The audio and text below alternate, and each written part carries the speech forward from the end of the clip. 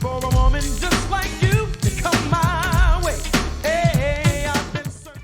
Bienvenidos todos los presentes. Acá estamos nuevamente, bueno, una breve presentación. Esta es mi tercera charla, si no me equivoco, en tu canal. Tercera, sí. Tercera charla. Hoy día vamos a hablar soy Gonzalo Serrano, soy médico radiólogo musculoesquelético de la Clínica Alemana de Santiago, de Chile. Y hoy día vamos a hacer una presentación sobre algunas cosas útiles al momento de evaluar el codo mediante la ecografía, ¿ya? Que para mí es como el método de elección para muchas de las cosas que emanan del codo. Entonces, lo primero que es la segunda articulación, el codo es la segunda articulación de la extremidad superior que se lesiona con mayor frecuencia en las actividades deportivas. Aproximadamente un 20% de las lesiones de la extremidad superior en los deportes corresponden a lesiones del codo. Adecuado para la evaluación ecográfica, porque la mayoría de las estructuras son estructuras superficiales, asequibles a la exploración con el transductor. Tenemos la posibilidad de hacer múltiples ejes, eje largo, eje corto, en prácticamente todas las estructuras anatómicas. Y la guinda de la torta, que es lo más importante, es la posibilidad de hacer exploración dinámica, que yo nunca me canso de decir que es lo que cambia todo, ¿ya? Es lo que hace que el espectro de patología que uno puede ver mediante la ecografía es otro universo. Y estos son datos generales para los que no se dedican tanto a la ecografía, pero la resolución de imagen mejora a medida que aumenta la frecuencia, ¿cierto? A mayor frecuencia es mejor la definición de la imagen que obtenemos mediante la ecografía. Pero también a mayor frecuencia la penetración del ultrasonido disminuye, por lo tanto tenemos que ir jugando entre la frecuencia y la profundidad, ¿cierto? En general para el cobo necesitamos transductores de alta resolución. Mira, nosotros tenemos los de 14, 18, 24, y yo utilizo mucho el hockey stick que es de 22, que es espectacular. Y en general para el codo nos permite hacer una adecuada valoración. Pero es indispensable utilizar transductores de alta frecuencia. Y esto es solamente algunos recuerdos anatómicos, bien generales, ¿cierto? Está conformado por la articulación radio-cúbito-humeral, lo mismo en la proyección lateral, y aquí vamos agregando distintas estructuras anatómicas, todos los complejos músculo-tendíneos laterales, también el complejo colateral lateral, ¿cierto? El complejo lateral radial, ligamento anular, el colateral lateral cubital, que son los principales ligamentos a este nivel. Por medial tenemos los tendones que decimos el común flexor, el complejo colateral medial, fundamentalmente vamos a ver la banda anterior y la banda posterior del complejo colateral medial. Por anterior tenemos aquí los típicos recesos, con estos planos grasos. Tenemos el músculo braquial, tenemos el músculo del bíceps dentro de otras estructuras. Por detrás tenemos cierto, nuevamente el receso, no más planos grasos, el plano muscular del tríceps.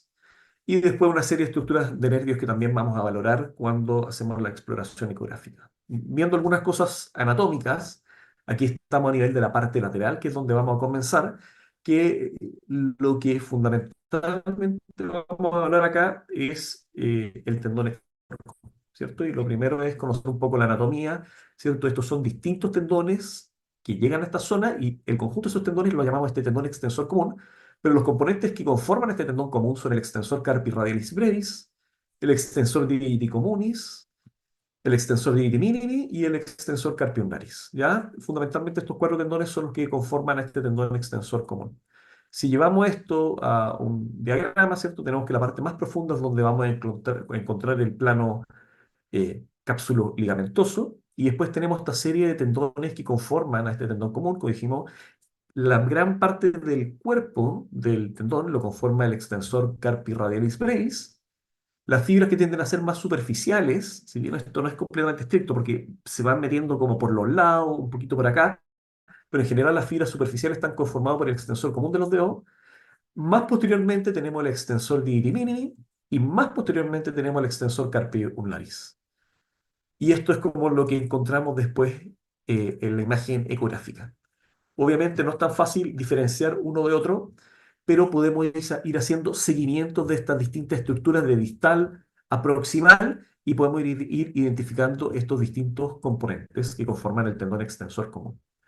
Y si esto lo llevamos nuevamente a la práctica, vamos a ver la misma cosa anatómica. Tenemos el extensor capirradialis brevis, extensor común de los dedos, extensor viri minimi, más posteriormente el carpi ulnaris. Ahora, vemos lo mismo, la misma anatomía que estábamos viendo recién. Y como dije, podemos ir a hacer seguimiento de estos tendones, especialmente hacia distal o partir de distal a proximal, porque ahí vamos a ir siendo capaces de seguir estos distintos componentes. Vamos a lograr identificar los distintos planos músculo-tendíneos, identificamos los distintos músculos y ahí, por ejemplo acá, vamos más distal y logramos identificar los distintos planos musculares, extensor carpi radial y brevi, el común de los dedos, el liti minimi, el ecu, por debajo el supinador con la cabeza superficial y profunda. Podemos ir haciendo el seguimiento proximal y podemos diferenciar qué componente está principalmente afectado, por ejemplo, en el caso de haber tendinosis o una rotura.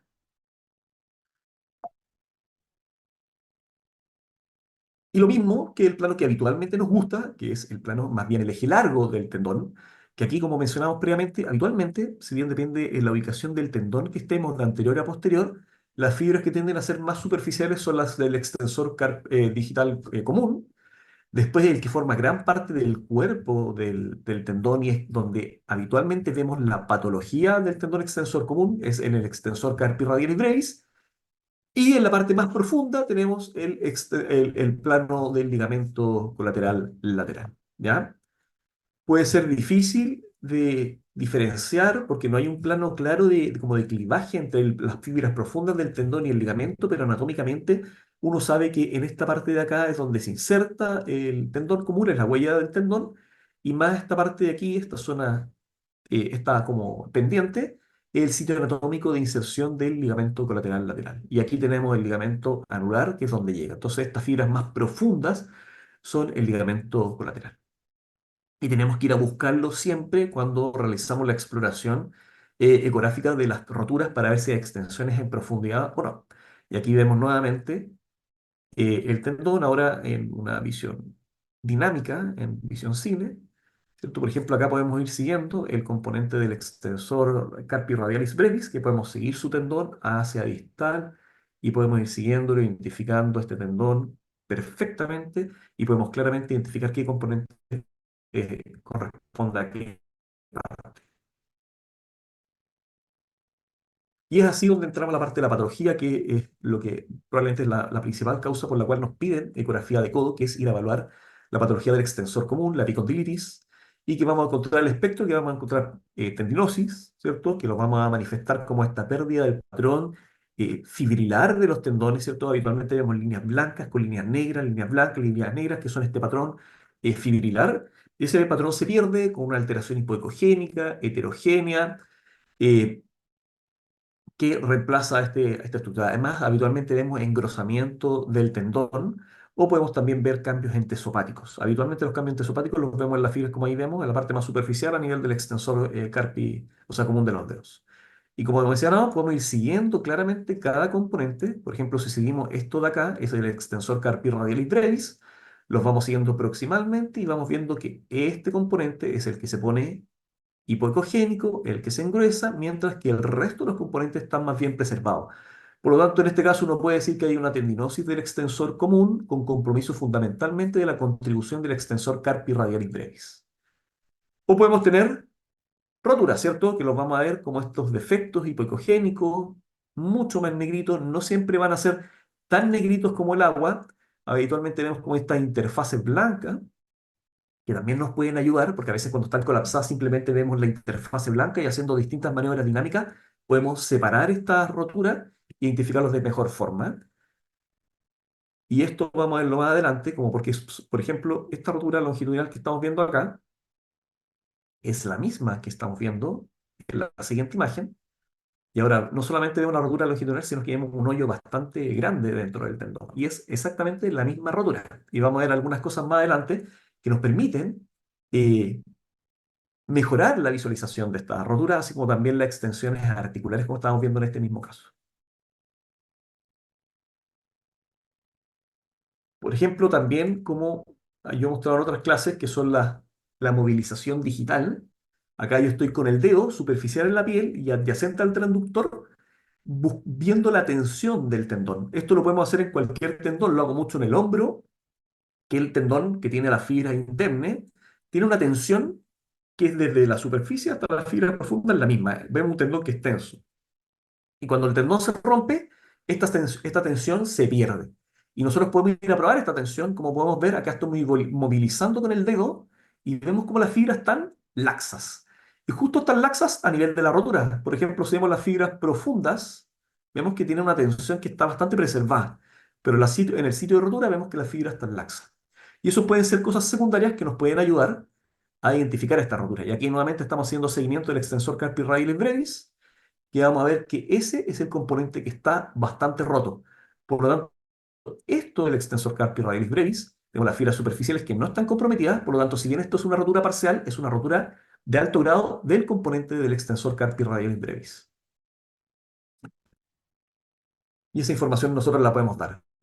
Y de acuerdo, para entregar algunos tips técnicos que nos pueden ayudar en la evaluación de estos pacientes, vamos a ir a dar algunos datitos ahora. ¿Ya? Por ejemplo, el ángulo de incidencia en el cual nosotros ponemos el transductor a nivel del tendón. Nosotros tendemos a ponerlo en este sentido. Por ejemplo, en el eje que va a ser perpendicular a la piel. Pero nosotros tenemos que intentar colocar el ángulo de incidencia del haz del ultrasonido perpendicular al eje de la rotura. ¿Por qué? Porque si lo vemos en este sentido, porque muchas veces cuando vemos en el eje corto del tendón, vamos a ver que estas roturas tienen una orientación que es como oblicua. Si nosotros lo agarramos así, con este ángulo de incidencia oblicuo, no lo vamos a ver muy bien. Por lo tanto, nosotros tenemos que ir también jugando, basculando el transductor para intentar que el haz del ultrasonido impronte el eje de la rotura en forma perpendicular. Siempre nosotros tenemos que ir a evaluar las cosas en perpendicular al eje del ultrasonido. Y aquí vemos un ejemplo de esto. Vamos nuevamente a avanzar un poquito, que vemos el ángulo de incidencia, que es oblicuo, y vemos este tendón, que lo vemos que está tendinótico, está negro, tiene esta alteración del patrón de la estructural, hipoecogénico, heterogéneo, y aquí vemos un área que es más hipoecogénica, que podríamos interpretarlo quizás como una zona de mayor severidad de la tendinosis. Podemos tener dudas si es que ahí hay alguna rotura de la fibra, pero no lo vemos de forma adecuada. Simplemente angulando y cambiando el eje de incidencia del haz, ahora vemos que esta zona hipoecogénica, las fibras profundas cercanas a la interfaz entre el tendón y el hueso, en realidad es una rotura que compromete en forma significativa la contribución del extensor carpi radialis brevis. Ahí tenemos un ejemplo, y acá un ejemplo que es un poco más sutil. Vamos a ir avanzando. Aquí, nuevamente, tenemos esta área hipoecogénica acá. Lo estamos agarrando de forma oblicua, pero si lo hacemos el ángulo de incidencia que sea más perpendicular al eje, aquí ya nos empieza a aparecer como que esa zona hipoecogénica en realidad pareciera una rotura de la fibra, ¿ya? Una rotura longitudinal. Simplemente haciendo un cambio y basculando el transductor hacia un lado. Y lo otro,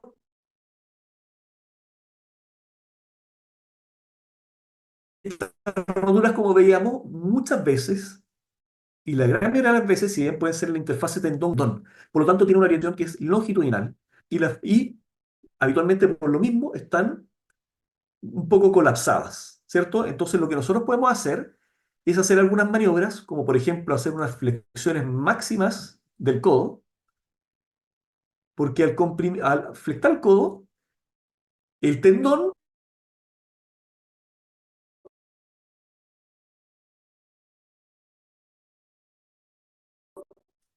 sufre como una especie de compresión. Al hacer estas compresiones axiales, se abren, como podemos ver en este caso que estamos viendo acá, una alteración hipoecogénica, y después cuando hacemos la flexión del codo ya se hace muy evidente que esto era una rotura del tendón. ¿Ya? Flexión máxima del codo es una herramienta que es extremadamente útil. Aquí tenemos un ejemplo similar. Vemos que pareciera casi un foco de hipoecogénico, como un foco de tendinosis. En cambio, cuando hacemos la flexión máxima del codo en este paciente, ahí claramente aparece una rotura y un defecto en la interfase entre el tendón y el hueso. ¿Sí? Pareciera como que las fibras del extensor carpi radialis brevis están despegadas de la íntesis. Y siempre tenemos que ir a hablar, como decíamos previamente, la parte que parece más profunda del tendón en realidad es el plano cápsulo ligamentoso. Y esto lo vamos a ver de esta forma, ¿cierto? Acá tenemos el tendón, las fibras superficiales, el componente del extensor carpi radialis brevis, el complejo colateral lateral, que en este caso es el colateral radial, ligamento anular, y vamos a verlo así en la ecografía. Vemos la parte profunda, que es el complejo colateral lateral, y llegan a esta zona de acá, que está engrosadito al lado de la cúpula, que es el ligamento anular, ¿cierto? Y nosotros siempre tenemos que hacer el ejercicio e ir a buscar en profundidad. ¿Por qué? Porque podemos tener que estas roturas, que son de los tendones, pueden extenderse y comunicarse hacia abajo. Y uno puede hacer cosas sencillas, como por ejemplo estamos viendo acá, como se nos infla esta rotura y vemos claramente la comunicación articular.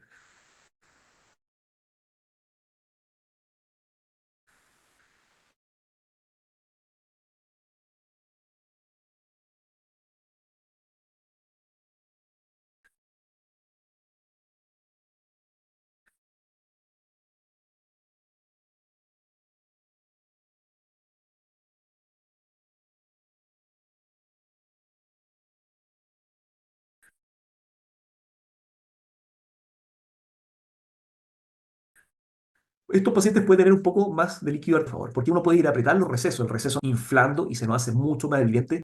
Acá lo mismo. Vemos una, pareciera que acá hay un apretar recesos, sino cuando hacemos flexión, el líquido se mete a estas roturas. Acá tengo unos ejemplos que es muy bonitos. Por ejemplo, este. Yo siempre le pregunto cuando hago las clases, digo que me muestren qué es lo que tiene este tendón. Es un tendón que está engrosado, marcadamente hipoecogénico, heterogéneo, ¿cierto? Acá pareciera que a este nivel estamos viendo, pareciera que hay una interfase, ¿cierto? Tenemos la interfase blanca, vemos claramente una línea negra, pero acá es mucho más dudoso. Entonces, hagamos esta maniobra que estamos mostrando y simplemente, ahí lo vamos a mostrar con su ilustración sobre la imagen, que pareciera que ahí tenemos una interfase, pero al realizar o flexión máxima del codo o compresión de los recesos, vamos a ver cómo esta rotura en realidad era una caverna gigantesca, gigantesca. Yo no he visto rotura casi más grande que esta, y cómo se demostraba claramente simplemente con hacer maniobras tan sencillas como doblar el codo o apretar receso. Si tú ves una rotura así, que de partida se infla, o que tiene mucha ecogenicidad, como pareciera que tiene líquido adentro, eso no es una rotura, eso es altamente sospechoso que tiene que tener una comunicación en profundidad y que está pasando agua en la articulación a este nivel. Entonces, por lo mismo, acá como veamos, sigo buscando. Cambio el transductor, cambia a un 14, por ejemplo, acá, y aquí vemos claramente la comunicación articular. Si ustedes ven roturas que tienen mucha líquido adentro o que se inflan un poquito, eso hay que ir a buscar la comunicación articular sí o sí. ¿Por qué? Porque igual yo creo que tiene cierto, puede cambiar un poquito el pronóstico de esta rotura. Si tú tienes una rotura que está comunicada articular, pasa líquido, no se forma el coágulo de fibrina y el potencial de cicatrización de esa rotura claramente es menor que si no tuviese esa comunicación articular. Y aquí lo mismo, esto es como es un caso misceláneo también, pero es muy lindo porque uno puede utilizar pequeñas cosas a tu favor, ¿ya? Y simplemente yo les muestro esto acá, y esto es una burbuja, esta burbuja de gas que habitualmente encontramos en el líquido. Ahí vemos que hay una alteración hipocogénica en la parte más profunda de este complejo, ¿cierto? Que obviamente por el sitio anatómico está comprometiendo al complejo colateral lateral, y vemos esta burbujita acá. Pero logramos ver, y pareciera que las fibras más profundas están rotas, pero ¿es esta la rotura o eventualmente nos sigue hasta más proximal? Y podemos utilizar lo mismo que hacíamos y como una burbujita tan pequeña nos puede ayudar en el diagnóstico. Miren cómo va subiendo y miren cómo sube hasta acá.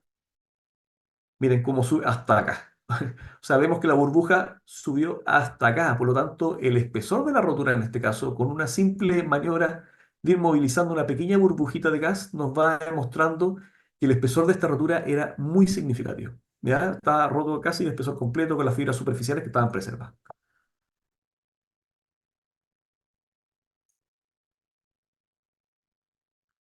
Acá un poco más ejemplos de prácticamente lo mismo, utilizando todas las técnicas, ¿cierto? Haciendo la tensión, vemos que el tendón está súper laxo, muy laxo, se movilizan todas las fibras, perdieron toda su tensión. Y lo mismo, ahí vemos el líquido, como las burbujitas de gas siguen hasta arriba. Este es el mismo ejemplo, cómo podemos ir utilizando todas estas distintas técnicas, estas distintas herramientas, con tal de mejorar nuestra sensibilidad en la mejor caracterización de las roturas. Y aquí pasamos a otra cosa, ¿cierto? Aquí tenemos un paciente que tuvo un evento de inestabilidad lateral, rotatoria posterolateral en valgo. Vemos cómo está comprometida toda la huella de inserción, tanto del tendón como del ligamento colateral lateral. ¿Ya? Pareciera que está todo levantado y vemos cómo el contraste intraarticular en esta ArthroTac bordea toda la huella de inserción. Y cuando vemos estos pacientes, vemos eso, vemos que están muchas veces despegados, en este caso es una inestabilidad rotatoria posterolateral en valgo crónica.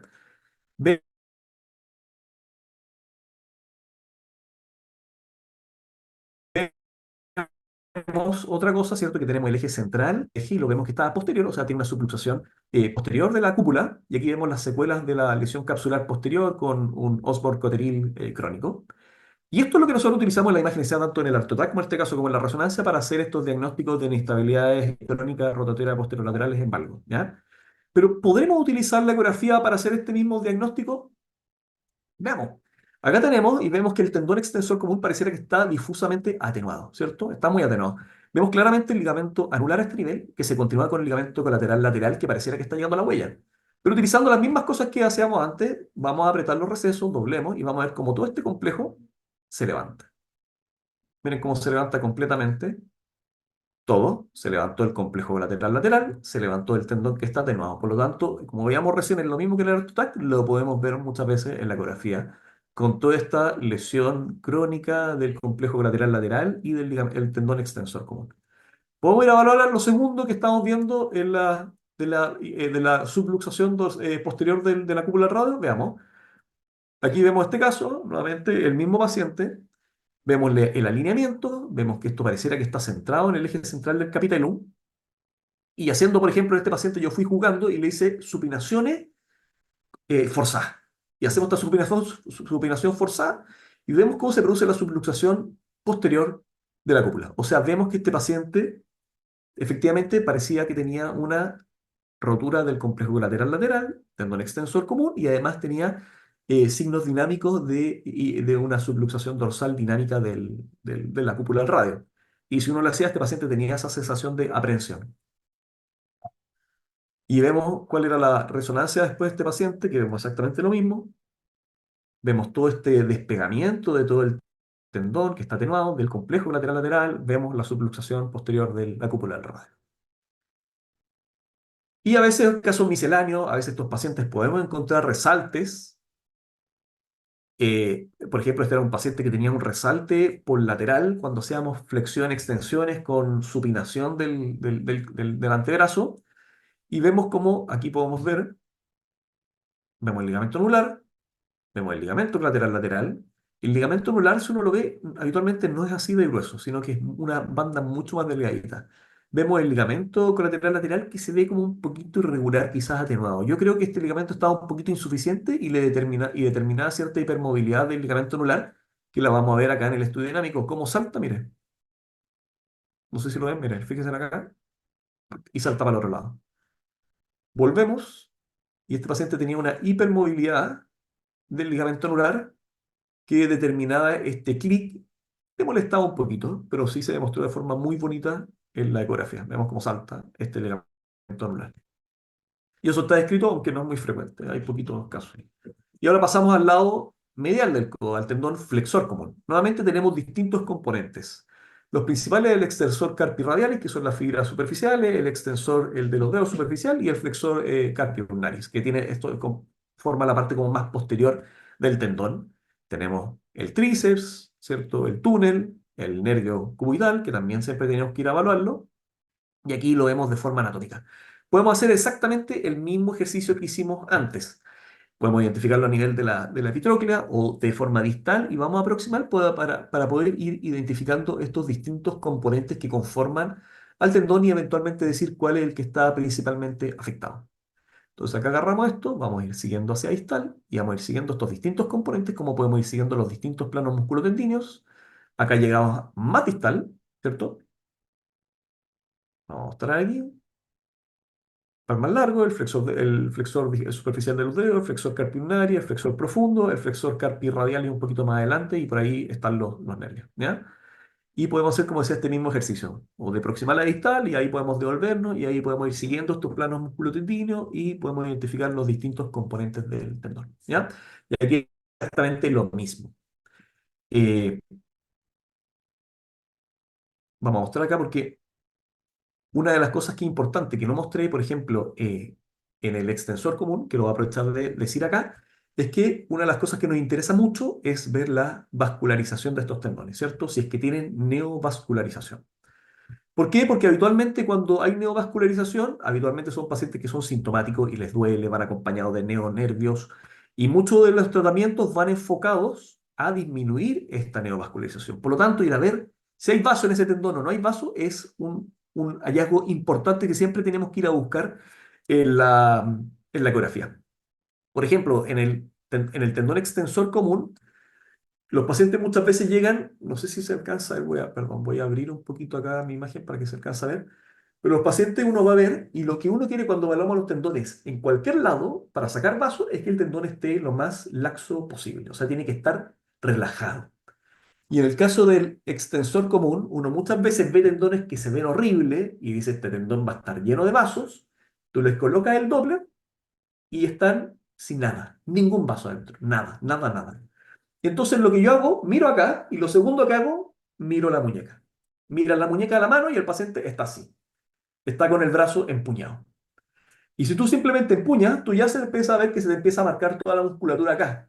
Está tenso. Entonces tú le dices, relaja la mano y aparece la magia. Y se llenan de vasos. Y en el caso del flexor común pasa exactamente lo mismo. Si ustedes se fijan cuando hagan ecografía y le piden al paciente que se coloque de lado, la posición natural del paciente va a ser así supinado con la muñeca en extensión. Es que si uno lo ve, fíjese en la próxima y todos los pacientes adoptan la misma posición. Y si adoptan esa posición, ese tendón va a estar. Y fíjense acá lo que pasa, como cambia, simplemente cambiando a una pronación con una flexión de la muñeca. Flecta el codo, pronas, flectas la muñeca y aparece la magia del tendón. Por ejemplo, este caso que estamos viendo acá, que no tenía nada y aparecen todos los vasos, ¿cierto? Yo le digo que esto parece como magia negra. No, pero no es magia, es simplemente que tienes que relajar al tendón. Y esto corre para todos los tendones o para cualquier cosa en cualquier parte del cuerpo. Y aquí vemos exactamente lo mismo. Tenemos el Doppler, tendón apagado y de repente ¡za! Aparecen todos los vasos de neovascularización que te hacen sentido que esos tendones sean absolutamente sintomáticos. Algunas cosas del colateral medial también podemos ir a evaluarlo. En el Lagase que podemos evaluar explorarlo de forma dinámica. Este era un tecnólogo de la técnica que me pidió que le hiciera la ecografía. Aquí podemos ver el ligamento que está acá, la banda anterior, que tenía esta área hipoicogénica. Vemos que todos los planos alrededor del ligamento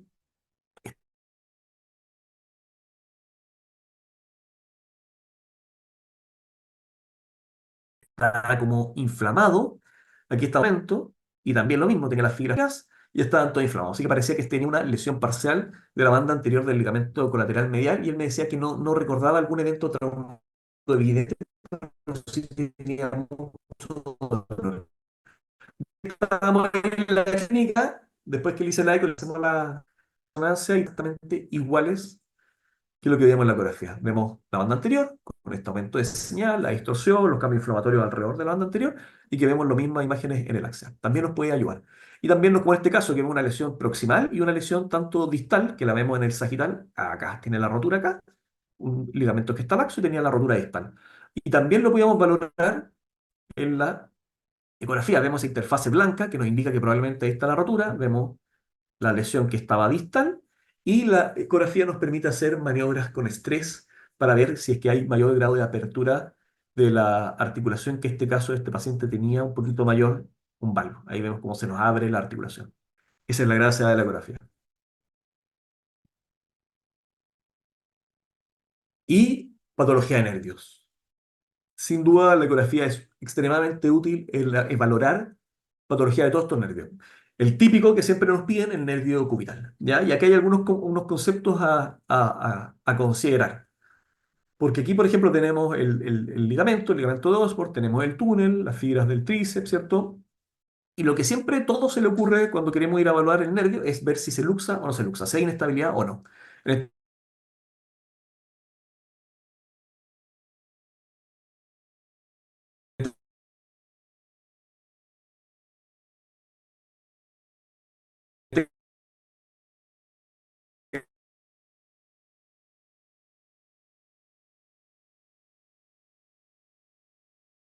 este caso, doblamos el codo, vemos que el nervio se luxa, dos snapping, otro snapping de entrada, ¿cierto? Que se salga, ¿ya? Pero los nervios no solo es un tema de excursión transversal, no es que simplemente se muevan para los lados, sino que el nervio se comporta casi como si fuese un tendón, también tiene una excursión longitudinal que también queremos ir a explorar, ¿ya?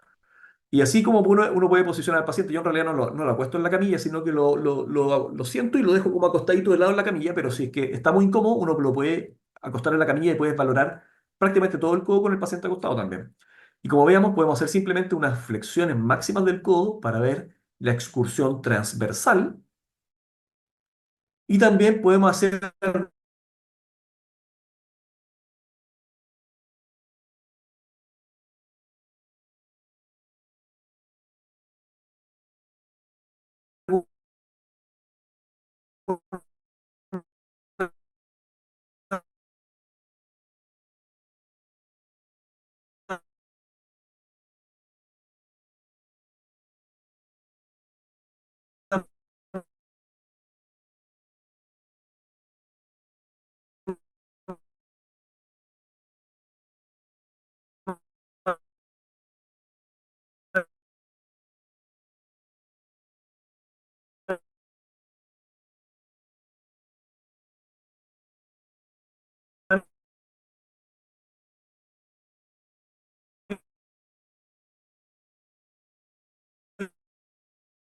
maniobras que yo hago, que en el fondo hago una hiperextensión para traccionar el nervio cubital, como se desliza casi, hace una curva así, ¿no?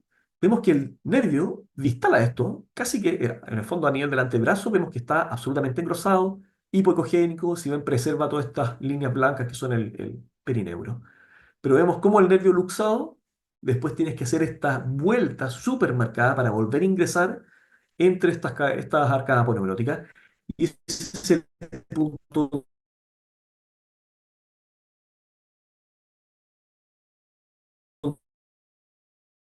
nosotros queríamos ir a evaluarlo. ¿Ya? Aquí, por ejemplo, tenemos el control paciente ir pasando entre la arcada poneurótica, iría a pasar súper suavecito. Y eso también lo podemos evaluar, la excursión, como dije, no solo transversal, sino que la excursión longitudinal. Acá vemos un caso normal, nuevamente, como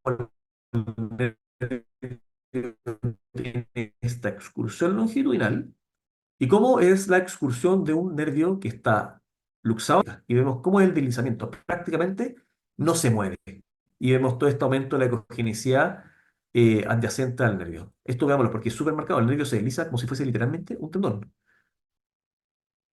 Y aquí vemos el caso normal, o sea, anormal, perdón.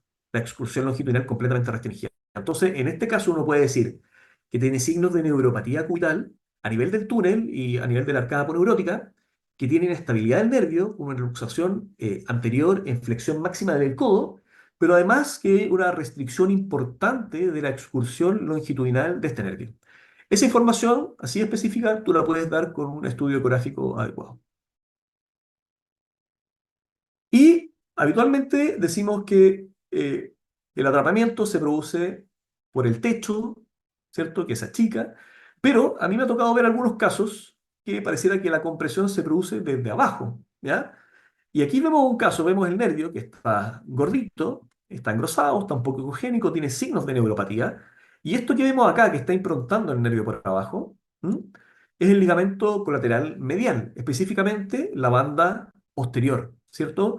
Si nosotros recordamos, con el codo en extensión, la banda anterior se tensa, y con el codo en flexión, la banda posterior se tiende a tensar un poco más, ¿ya? Entonces, en este paciente que está acá con el codo en extensión, ya tenemos este ligamento que era un poquito como medio hipertrófico. Vean lo que pasa cuando doblamos completamente el codo. Acá vamos a ver primero la excursión, como el nervio, o sea, perdón, el tendón impronta el nervio por la superficie profunda, y vemos cómo esto se acentúa aún más con el codo doblado. Se tensa más y vemos cómo deforma completamente el nervio. Y a mí me parece que esto era la causa de la compresión o la principal causa de compresión de este nervio. Vemos como que tiene, parece que tiene una deformidad como en reloj de arena a ese nivel, que tiene una compresión desde la profundidad. Y aquí lo mismo, en el escorto podemos ir siguiéndolo, como viene el nervio, ligamento, techo, y ahí está el engrosamiento distal a este. ¿Ah? Parecía que claramente ahí hay un punto, un conflicto. Un poco más de resumen de lo mismo. Luxación del nervio, luxación del músculo, reingreso con sí, pues, snapping del nervio, snapping tríceps. Y después vemos que cuando se sale, el nervio tiene que hacer este kinking a nivel de la arcada poneurótica. Está un poquito negro, está un poquito engrosado. Y después podemos ir a valorar nuevamente, finalmente, la excursión de este nervio, que pareciera que está relativamente conservado. Pero parece que claramente hay un punto de conflicto a ese nivel. El nervio interóseo posterior, ya que estábamos hablando al principio de los diagnósticos diferenciales de la epicondilitis, claramente cada vez que viene un paciente con dolor lateral, hay que siempre ir a evaluar el nervio interóseo posterior, ¿cierto? A nivel de la arcada de Froese, que es el punto más frecuente, pero no solo a nivel de la arcada de Froese, sino que hay que valorarlo en todo su trayecto. Hay la entrada del arcada de Froese a nivel en su paso a través del supinador y en la salida del supinador. Pero el sitio más frecuente es a este nivel, donde encontramos una arcada como apaneurótica, que muchas veces se comprime el nervio. Acá estamos viendo un nerviecito que se engruesa, miren cómo se engruesa, y cuando entra entre las cabezas superficial y profunda, se achica, y claramente ahí parecía que había un punto de conflicto. Este paciente tiene una neuropatía del interoseo posterior a nivel de la arcada de Froese. Y aquí vemos en el eje largo, donde nosotros también podemos hacer cosas para tensar esta arcada y ver cómo deforma al nervio, ¿ya? Que vamos a ver más adelante. Este caso, por ejemplo, tenemos el lado control, la misma paciente, el lado sintomático, el lado asintomático. Vemos esto de un eje largo, vemos que el nervio viene acá, viene ahí, y este otro nerviocito viene acá. Acá tenemos la cabeza superficial, la cabeza profunda, cabeza superficial, cabeza profunda. Y yo le hago maniobras que básicamente desde una posición en pronación le hago que lleven a una supinación. Pero esa supinación desde una pronación lo hago contra resistencia y con el codo un poquito doblado. Y ahí tú puedes lograr tensar esta aponeurosión y para ver cómo, miren cómo miren cómo pasa derechito. Y cuando hago esta maniobra, la arcada aponeurótica impronta el nervio, lo deforma y determina el kinking. E inmediatamente proximal a esto, encontramos el engrosamiento del nervio. Miren cómo hace el kinking dinámico, ¿ya? Y aquí estamos haciendo exactamente las mismas maniobras en el lado asintomático. Ahí estamos tensando y vean que la impronta de la poneurosis contra el nervio es mínima, muy marcada en el otro lado. Claramente eso te apoya que esos engrosamientos son patológicos. De hecho, esta paciente era la segunda ecografía que se le hacía y tenía una ecografía previa que tenía el diagnóstico de una epicondilitis o una tendinopatía leve del extensor común, pero habían descrito que el nervio estaba normal, ¿ya? Y me lo estaban pidiendo para reevaluar, para que fuéramos a evaluar específicamente el nervio. Y claramente, si tú ves estos kinking, te apoya que el engrosamiento, aunque a veces puede llegar a ser sutil, es significativo. Y aquí es donde uno aprende también de los colegas, como este que a mí me encanta, que lo encontré espectacular, que el Scratch Collab Test. Por ejemplo, acá vamos a ver cómo está. Este es la exploración clínica de la paciente que estábamos viendo en la ecografía recién. Vemos que ahí le estimulan la parte del nervio mediano, no pierde fuerza. El otro lado no pierde fuerza. El lado asintomático, ahí como el interoseo posterior, el lado sintomático, y se produce como un bloqueo a nivel de los rotadores del codo que los pacientes pierden la fuerza y quedan impresionados, ¿ya? Y eso uno lo puede ir incorporando. Por ejemplo, este paciente que ese fue uno que le pedí que me grabara un video después al Diego. Este es un paciente que uno lo puede, esas mismas exploraciones clínicas también las puede empezar a aplicar cuando uno hace los exámenes y te quedas con dudas. Por ejemplo, este paciente que tenía cierto engrosamiento del nervio, a mí me parecía que era claramente estaba engrosado, era bien distinto respecto al otro lado. Aquí vemos nuevamente y parecía patológico. Esto lo estoy viendo, estoy haciendo lo mismo contra resistencia, pero viéndolo en la axial y vemos ahí, apreciamos contra resistencia y vemos como el nervio sube, baja. ¿Ah? O sea, claramente estaba cambiando su trayecto. Y esto ya lo hice yo, un poquito así como examen de radiólogo, y lo mismo. Vamos estimulando, le pido que no me deje que le haga, le estimulo el lado que era el asintomático, no pierde, y el lado que era el sintomático, le estimulamos y se le fue el brazo. ¿Ya? Y los pacientes quedan impresionados. Y finalmente, el nervio mediano, que también los podemos ir a evaluar. A veces podemos tener atrapamiento de la aponeurosis bicipital, ¿cierto? El acerto fibroso, o a nivel del pronador redondo. Aquí vemos un caso, ¿cierto? Vemos la cabeza superficial y la profunda del pronador redondo, que también se puede ser un sitio de atrapamiento. Podemos ir a valorarlo también con maniobras con estrés y vamos a ir viendo cómo cambia con maniobras con estrés el trayecto de este nervio. Ven como viene acá y se produce cierta impronta por esta arcada poneurótica que va pasando como por debajo. Tiene cierta impronta el nervio. Y hacemos, mira cómo viene derecho el nervio, viene pasando recto y hacemos maniobras y cómo se impronta, cómo sube el músculo y se produce una impronta, que a veces pueden ser relativamente sutiles como este, o no tan sutiles, o a veces bastante marcados como en este otro caso. Miren, ven cómo viene el nervio, hacemos las maniobras contra resistencia y vean el trayecto del nervio ahora, como viene, tiene que subir y tiene que seguir para acá. ¿Ya? Claramente, algunos de estos pacientes eran asintomáticos, pero yo lo veo que esto es un predisponente para hacer estos atrapamientos en pacientes que eventualmente hagan muchos movimientos de pronosupinación, ¿ya? Tenemos otros casos, como por ejemplo más misceláneos, como ir a ver en este caso un ligamento Strudels. Vemos el ligamento que viene acá, vemos el nervio mediano y cómo tiene que pasar a través de este ligamento. Y también pueden ser sitios de impronta y lo podemos ir a valorar de forma perfecto con la ecografía. Y, y para terminar, el último, interóseo anterior, otro nervio mediano, no es infrecuente, pero yo he visto como tres o cuatro, así que yo creo que les va a tocar ver alguna vez. Esta paciente que le habían pedido ecografía de dedo pulgar, le habían pedido resonancia de dedo pulgar, le dieron una resonancia de muñeca porque no podía doblar el pulgar. Y en la resonancia de muñeca, cuando estábamos viéndolo, el fellow me llama y le alcanzamos a cortar un poquito el pronador cuadrado y veíamos que el pronador cuadrado estaba brillante y estaba chico, o sea, parecía que estaba enervado. Así que le hicimos complemento con antebrazo, vemos nuevamente lo mismo, el pronador cuadrado denervado, vemos el pronador, el flexor largo del pulgar que está denervado, el resto de los músculos están normales, y acá la ecografía nos puede ayudar para identificar el fascículo del interior superior.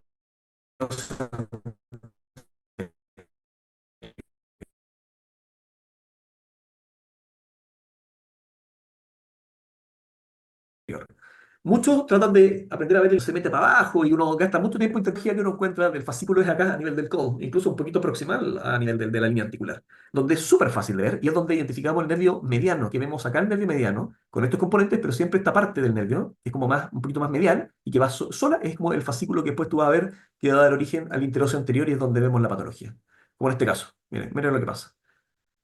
Miren cómo el nervio se engruesa, viene ahí, acá está el nervio y realmente se engruesa y se logra diagnosticar. O sea, claramente el problema estaba a nivel del codo y lo vemos perfectamente bien con la ecografía.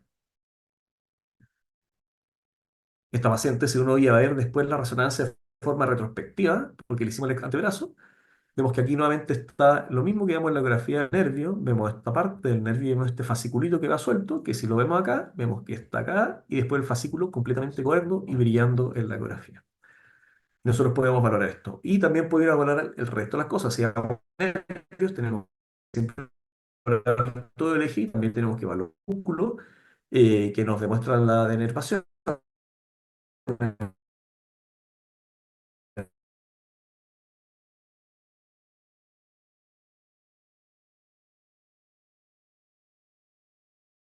blanco. Este paciente también lo habían enviado por OPS rotura cerrada del flexor largo del pulgar. Y vamos a ver nuevamente el nervio, el fascículo grueso claramente patológico. Y aquí no solamente tenemos que ser nervio que está grueso, sino que a veces podemos ver constricciones o torsiones de estos nervios. Así que también tenemos que ir a hacer una exploración bien detallada del nervio porque si vemos constricciones o vemos torsiones del nervio, eso puede ser quirúrgico.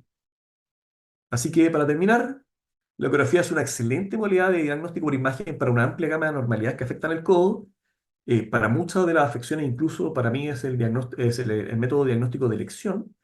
Y aunque el ultrasonido puede ser un desafío técnico, tiene valor diagnóstico importante, complemento a tiempo real, dinámico, y es fundamentalmente estar familiarizado con la técnica gráfica, la anatomía, el conocimiento anatómico es fundamental y también las patologías más comunes y cómo podemos ir explorando de forma dinámica las distintas patologías. Así que muchas gracias. Gonzalo, muchas gracias. Como siempre, las imágenes espectaculares. Mira, la típica pregunta que te hacen cada vez que presentas, Edwin Luque pregunta, para los que están iniciándose en el tema de la ecografía, ¿qué equipo nos recomienda? El transductor lineal de cuántos megahercios como mínimo, marca del equipo, ya que hay algunos equipos chinos que son más económicos, pero no sabemos qué calidad de imágenes nos dará. Entonces, si podemos resolver los temas técnicos, pues los resolvemos ahora de inicio y luego ya vamos un poco al tema clínico. El,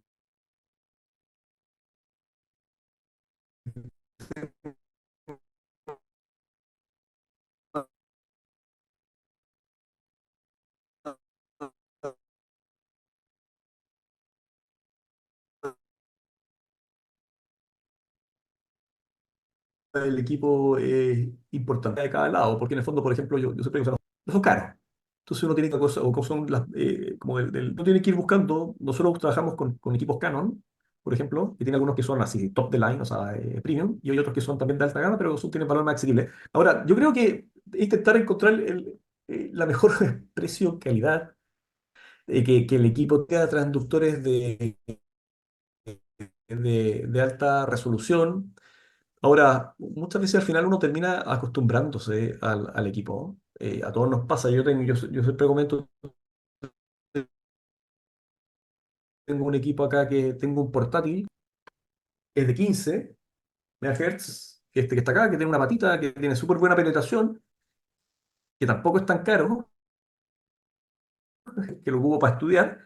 Y así es espectacular. O sea, me tomó una semana hacer, como hacer el ojo, como uno dice, como acostumbrarse. Y después de eso tú te das cuenta que empieza a ver. Así que esto es más que nada intentar comprar el mejor equipo posible, los mejores transductores de mayor resolución, y después empezar a practicar y acostumbrarte a tu equipo, que eso es importante. No sé mucho más que decir. Gonzalo, mira, hace un rato estábamos hablando sobre, bueno, sobre un tema nervioso en el club y una de las preguntas que han surgido es el tema del control ecográfico de las compresiones nerviosas. Entonces, Mm. ahora una pregunta de Jeremy Gutiérrez, que considero que es muy buena, es si utilizas mediciones del área de los nervios o solo comparativo para hablar de neuropatía y atrapamiento. Sí, claro, el área es solo una cosa, sí, yo mido, yo mido. Y uno se aprende más o menos las medidas en distintos lados. Y, por ejemplo, en la muñeca, aunque de repente es súper variable lo que dice, algunos dicen, por ejemplo, 9, 10, 11, no sé, hasta 12. Eh, por lo tanto, igual, si bien uno mide el área y eso te ayuda, también tienes que guiarte en otras cosas, ¿cierto? Como por ejemplo, si vamos a hablar del nervio mediano, eh, el cambio de calibre cuando entra, a la salida, tú ves que se producen estas como compresiones en reloj de arena, el engrosamiento de los fascículos, que tú ves, puedes encontrar que el nervio tiene hiperemia intraneural, que tú cuando haces maniobras de estrés, por ejemplo, si yo le doblo la muñeca, tú ves que el nervio se comprime, si le estiro el dedo gordo, tú ves que el nervio pierde la excursión longitudinal, si aprieto la mano y hago flexiones de la muñeca, tú ves que pierde la excursión transversal. O sea, sí, sí ocupo áreas, en el codo pasa lo mismo, sí ocupo áreas, pero claramente tienes que también guiarte en una serie de otras cosas secundarias para decir si el nervio es patológico o no. Porque como mostraba el caso del interóseo posterior, ese paciente lo habían hecho una ecografía previa, preguntaban por epicondilitis, y les pareció que el nervio estaba normal. Pero el nervio, si tú lo veías claro, estaba un poquito grueso, era sutil, pero si tú le hacías las maniobras dinámicas, tú veías que ese nervio claramente tenía una compresión, se producía un kinking, y eso al final te termina apoyando y tú dices, claro, esto está patológico. Así que es una situación que hay que explorar. Hay una cosa que a mí me llama la atención, es que muchas veces cuando ves una compresión estática, ¿no? En una imagen estática en ecografía, tú ves una compresión, por ejemplo, del nervio mediano en el túnel carpiano, ¿no? Y ves la zona de la compresión y ves un neuroma preestenótico. Hace esa forma de reloj de arena y en la zona precompresiva el nervio aumenta claramente de tamaño y hace ese neuroma preestenótico. Entonces, cuando tú vas controlando ese paciente, lo ves en la consulta. Claro, yo muchas veces los veo a los pacientes hasta los 3 o los 6 meses, porque muchas veces después de la cirugía, pues el paciente clínicamente mejora y acaba, pues le acabas dando el alta. Incluso a los 6 meses después de la cirugía, el paciente clínicamente está perfecto, pero si le haces una ecografía, es curioso que ese neuroma preestenótico todavía persiste. Sí, sí. Sí, yo creo que ahí lo que importa más después en los postquirúrgicos importa mucho la parte clínica, porque es verdad, o sea, yo he escuchado algunas clases le preguntaban a algunos expertos en ecografía y decían que en teoría el nervio se debería ir como normalizando, pero en la práctica tú ves que el nervio sigue engrosado un montón de tiempo, mucho tiempo. Entonces ahí yo lo que, por ejemplo, en los nervios medianos, a mí me interesa ir viendo eh, que la excursión esté preservada, que el nervio se mueva bien, o sea, van mejorando todas las cosas como secundarias y que no haya alguna zona de compresión evidente que esté deformando el nervio, porque como tú bien dices, esa zona como del engrosamiento preestenótico se mantiene harto tiempo. Y así que al final la clínica es importante y ir viendo, como sea, descartando con las imágenes que no aparezcan estas otras compresiones como que sean evidentes. Mira, Winston Álvarez nos hace una pregunta que dice, bueno, te felicita, excelente presentación. ¿Qué nos puede decir de la evaluación ecográfica de las placas sinoviales, bueno, supongo que se refiere a las placas sinoviales posterolaterales de codo? Eh, Se pueden evaluar, pues sí, se pueden hacer también estas maniobras dinámicas para ver si logramos ver pinzamiento, podemos ver lo mismo que se ve en la resonancia, a ver si están engrosadas.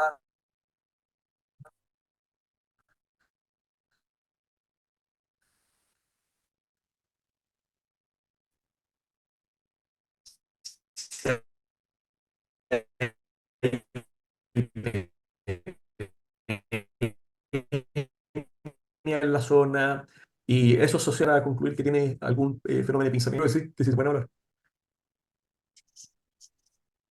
Víctor Marguenda me pregunta, maniobras dinámicas para diferenciar en diagnóstico ecográfico la lesión del ligamento colateral respecto a las propias tendinosas. ¿Alguna maniobra dinámica que veas claramente que la lesión es del ligamento y no tendinosa?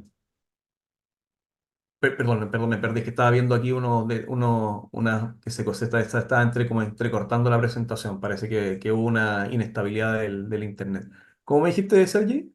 Sí, mira, Víctor Marguenda me pregunta, maniobras dinámicas para diferenciar en ecografía la lesión del ligamento colateral respecto a la propia del tendón.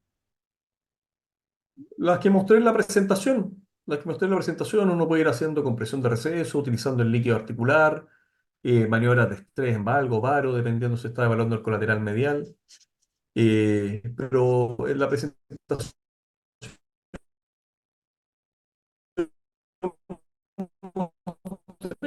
se veían bastante bien las lesiones de los ligamentos, ¿sí? Eh, Doblando el codo, y habitualmente estos pacientes como tienen muy bien. Me ha gustado mucho la maniobra esta de compresión digital al lado del transductor y ver el deslizamiento muscular.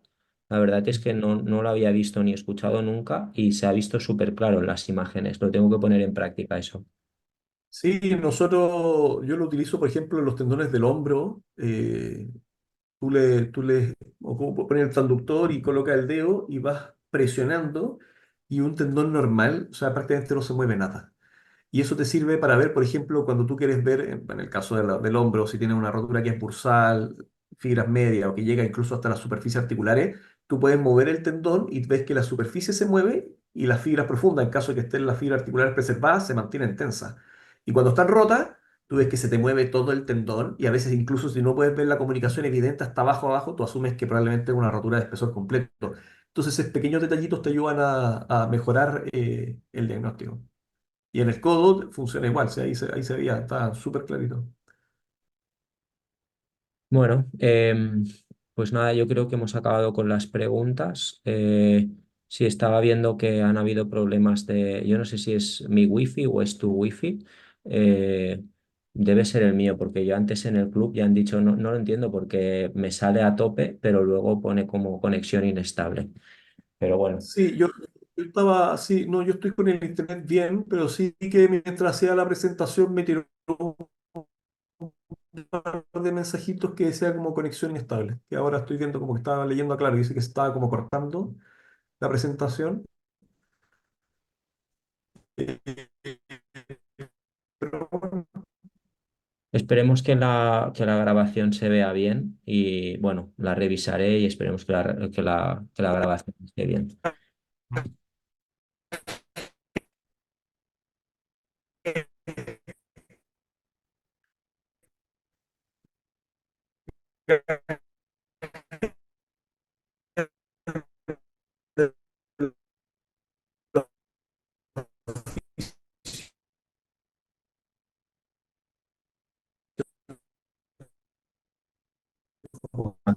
Ahora la verdad es que se me corta un montón, o sea que, bueno, Gonzalo, repetimos en otra oportunidad.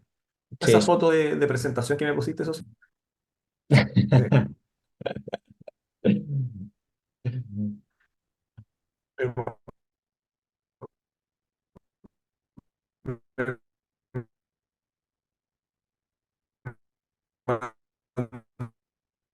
Bueno, Gonzalo, muchas gracias de nuevo por tu participación. Revisaré la charla, espero que se vea bien y si no, pues nada, repetimos otro domingo y así ya conseguimos el divorcio seguro. Bien, Sergi, un abrazo a todos y muchas gracias por la convocatoria. No, gracias a ti. Siempre es un placer y nada, las presentaciones son de altísima calidad. Lo has vuelto a lograr, ¿eh? Durante la charla has llegado a 99 participantes, o sea que lleno de nuevo. Te felicito. Sí, sí, ya, oye, muchas gracias por todo y que esté súper bien, pues cualquier cosa estamos en contacto y gracias a todos los participantes de la presentación. Si tienen alguna duda, me pueden escribir, ahí siempre estamos disponibles para todo el mundo. Muy bien, un abrazo. Hasta luego, Chao, Gonzalo. chao, que esté bien. Adiós, adiós.